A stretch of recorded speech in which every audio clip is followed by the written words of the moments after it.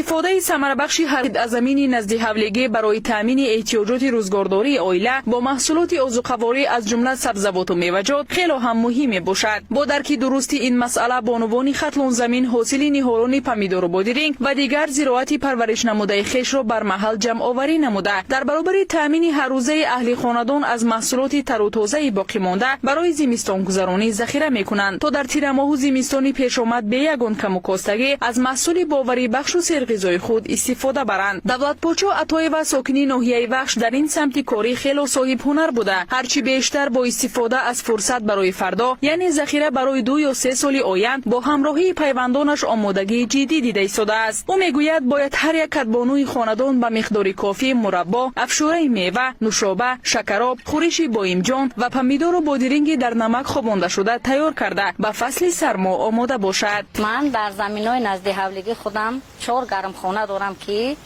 از حساب همون گرمخانه های خودم بلگری، پمیدور، بادرینگ ذخیره برای زمستانم میکنم و انماندگیش به بازار میبرم. در برابر همین سبزیجات کردنم در اینچنین درختان میوه دهنده در نزد حولگی هم دارم که از حساب آنها نوشابه ها تیار میکنم. آلوچه، زردآلو، سلیوه، از همه همین نمود میوگی های نزد حولگی خودم نوشابه تیار میکنم. با خوش میکنم. زردآلو، آلوچه، گیلاس، سلیوه، همه همین نمودا را چیزی که خودت شاهد بده همین چیزا را ما با خوش میکنیم. حاضر ما در همین پیش مدت دیگه یک دیگه مونده از نهال پیش همین حولی خودم مربای زردآلو تیار کردم که چنون شاهد بده شما. باز در این دیگه گریم شکرابی تیار کردم. اویلای ما کلون نه، ما اینم 700 800 بانک محکمینیم. همین را چند کشم میخریم، چند کشم میفروشیم.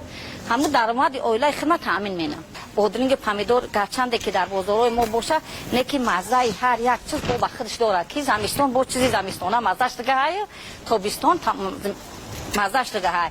وابسته به تدبیرهای آمادگی به زمستان گذرانی کارمندان بخش کاربازانان و عائله ناحیه نیز پیوسته با ساکنان واخوری‌ها دایر می‌نمایند تا که بهر خوب پس سر نمودن دوره تیر ماه زمستانی در پیش ایستاده مقدار معین محصولات عضوخواری را در شکل‌های گوناگون آماده و نگاه دارند. باعث خرسندی است که امروز بانوان ناحیه وخش از فرصت مناسب استفاده برده همین فصل گرمای تابستان از تمام محصولات هایی که امروز علاقه پخته رسیدند برای ذخیره زمستان آمادگی خوب دیده ایستادند.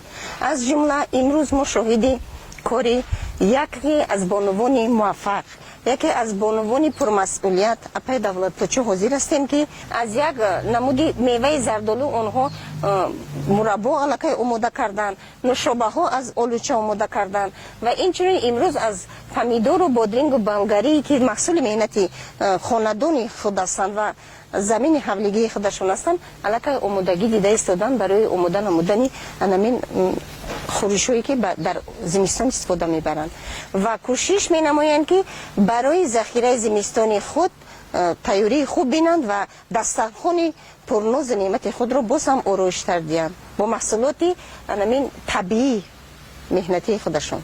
وقتی که من در زمین رو میدونم گپ جناب اولی در گوش میبره هر یک برآمد اون کس من تماشا مینم هر یک خانوش گوش میتیم اهمیت میتیم نکی گپ بهترین گپ میگه که یک وجب زمین شما خالی نمونه وقتی که در وارد گرمخانه ها میشم خیلی دیده که در برکا شما نهالک شوندن یک وجب زمین گپ جناب اولی در گوش میرسه یک وجب زمین ما خالی نمیمونه. ما مهنت مینیم نیاز به بازار نداری، مهنت کردی زحمت کشیدی کار کردی به تشویشک میخری میفروشی ذخیره زمستان تامینی تابستان درست خواب کشیدی زمستان یک جا میخری.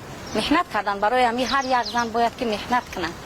چنین به نظر می رسد که در موسم امساله از میان زنان دولت پاچو عطایeva فعالتر است زیرا یگان نامگوی محصولات کشاورزی نمانده است که او بسته‌بندی خشک و یا ذخیره نکرده باشد. در برابر این زن مهنتی دیگر ساکنان ناحیه وخش با استفاده از شرایط و امکانات هر وجب زمینی خواجگی و یا زمین‌های نزد حولگیشان را استفاده برده برای تامین احتیاجات روزگاری خود و پیوندان و سهم گذاشتن در تامین عضوخواری مملکت نیز تلاش می‌ورزند. گزارش شهلای احمدخان طالب جان بر برنامه اطلاعاتی نوید از ناحیه وخش.